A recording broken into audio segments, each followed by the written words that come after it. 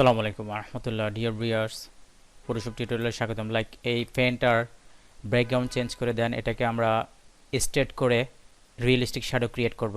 Like এখান থেকে pen টুলটাকে নিব, পেন টুলটা যারা ইউজ করতে পারেন তারা পেন টুলটাকে দিয়ে কাজ করবেন। জাস্ট এভাবে অল্টার প্রেস করে এভাবে একটা ক্লিক করলাম, দেন পেন টুলটা দিয়ে আমি দ্রুত হবে জাস্ট এখানে একটা ক্লিক করলাম, দেন এখানে একটা ক্লিক করলাম, যেখানে থামবেন অল্টার প্রেস করে আবার ওখান থেকে শুরু করবেন।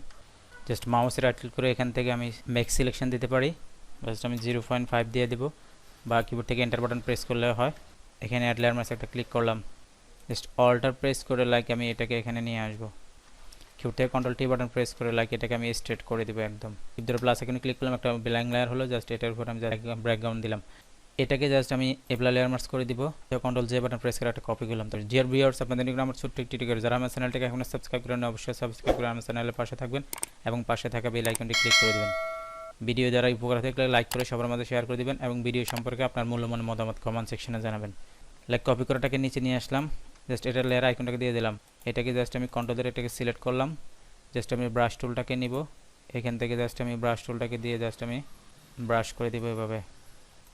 এখন এই লেয়ারের আইকনটাকে দিয়ে দিলাম, দিয়ে দেওয়ার পর এখন আমি জাস্ট নিচেরটাকে টি বাটন প্রেস করে লাইক আমি নিচেরটাকে এভাবে, এখন জাস্ট অ্যাড লেয়ার মাসে একটা ক্লিক করব, গ্রেডিয়েন্টে এখানে ক্লিক করে গ্রে স্কেল সিলেক্ট করলাম, জাস্ট আমি ড্র্যাগ করে এভাবে ছেড়ে দেব, জাস্ট ড্র্যাগ করে এভাবে ছেড়ে দিলাম। জাস্ট এখন এটার নিচে একটা ব্ল্যাঙ্ক নিব, কন্ট্রোল ধরে প্লাস এখানে ক্লিক করলাম, একটা ব্ল্যাঙ্ক নিব, ব্রাশ টুলটাকে নিব, ব্রাশ টুলটাকে নিলাম, ব্রাশ টুল এখানে জাস্ট একটু ছোট করে এভাবে জাস্ট এখানে ম্যাচ করে দিব। ব্রাশের জাস্ট এটাকে একটু এভাবে অ্যাঙ্গেল করে দিলাম, দেন ফরগ্রাউন্ড কালারটা ব্ল্যাক থাকতে হবে, জাস্ট এভাবে একটা ক্লিক করলাম, ইরেজার টুলটাকে দিয়ে জাস্ট একটু ইরেজ করে দেব।